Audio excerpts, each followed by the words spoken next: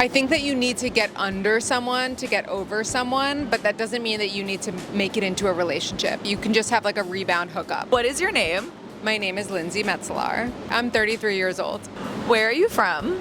I'm from New York City. I am a podcast creator and host, dating coach, an event producer. Whoa, a woman who does it all. How would your friends describe you?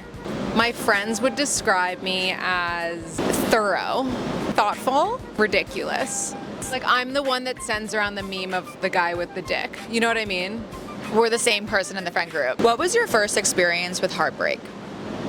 The guy that I lost my virginity to, I found out that he had cheated on me like the night before. That's horrible. It was really scarring and tragic.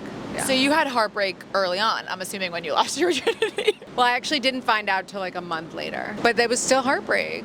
Yeah, that's really sad. What about like adult heartbreak? So at 23, I was dumped for the first time. I actually wasn't dumped by the guy I just mentioned. I just found that out and I dumped him.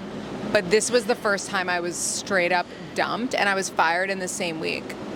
I got dumped and laid off 2 days apart. We're twins. Yeah, we are twins. It's like a rising or something.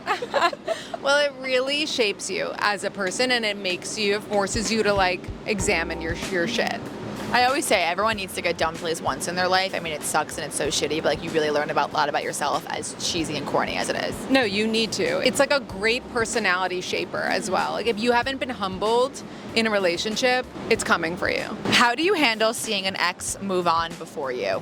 It sucks for sure. You don't know how happy they really are, so you can't make assumptions that just because they moved on, they're like thriving and living life. Sometimes the best things come to those who wait. And I was gonna say also, it's also no reflection of you if your partner moves on before you do. It's no reflection of like you and who likes you in the future. It's truly you're on your own timeline. Honestly, they're so heartbroken by you that they had to move on quicker because they couldn't handle thinking about you for one more second. I was gonna say, do you believe the concept that men move on really, really fast and then they always go back to the woman and then the woman always like really mourns the loss of the relationship and then moves on after? Like, do you think that's the case? I think it can be the case. I think that men try to like get back sexually into the world sooner, whereas women maybe can't do that initially, but then that switches. How do you handle social media after a breakup? Do you unfollow, block, or keep following your ex? Keep following, but mute. I totally agree, but I'm also not opposed to blocking. I wouldn't block unless it ended really badly, like restraining order vibes. My mindset is like out of sight, out of mind. Like I don't really want to see that. Mute. Yeah. But I like, don't you search still? You might, but you won't look at their stories unless you're on a Finsta. That's true. Self-control, Danny, self-control. Do you believe in the concept of a rebound relationship? Why or why not? I think that you need to get under someone to get over someone, but that doesn't mean that you need to make it into a relationship. You can just have like a rebound hookup. Okay. Do you think that you need time to be on your own before you could really move on to someone else? Honestly, no. I'm a serial monogamist, so I'm like, let's just keep it going here. Keep it moving. Mm-hmm. Okay. Do you think social media impacts the way people experience and recover from heartbreak? Definitely. It's so much harder because especially post-breakup, everyone's trying to make it seem like they're having the time of their life. No one's going to post themselves sobbing in a room alone. So you just think that people have moved on faster than they probably have. Honestly, this day and age with TikTok, I feel like people are posting themselves crying, which is so crazy. I'm not into that. No.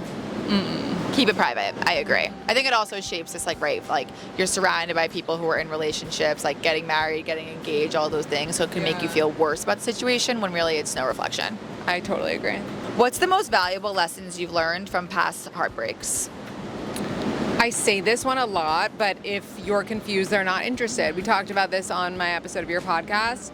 I feel like that's the number one most valuable lesson, and like if there's 3 red flags, it's a deal breaker. Does that, when you say if you're confused, it's not the one, is that on both sides? Like if you feel like the person's confused, or if it's just if you're confused? No, it's more if you're confused about how they feel about you. And you're screenshotting being like, did he like me when he said this? He didn't. I love how straight and to the point you are. Anything for like people who are maybe going through a heartbreak right now? What was something you did that really helped you kind of not move on, but just feel good in the moment? Honestly, getting back into dating as soon as possible did make me feel better because I knew that I wasn't going to fall for someone unless they were really worth my time, since I wasn't fully emotionally available. And I feel like men do it. They date when they're emotionally unavailable, so why can't we? I agree. You want to know where you could date? First round's on me, guys. Download it.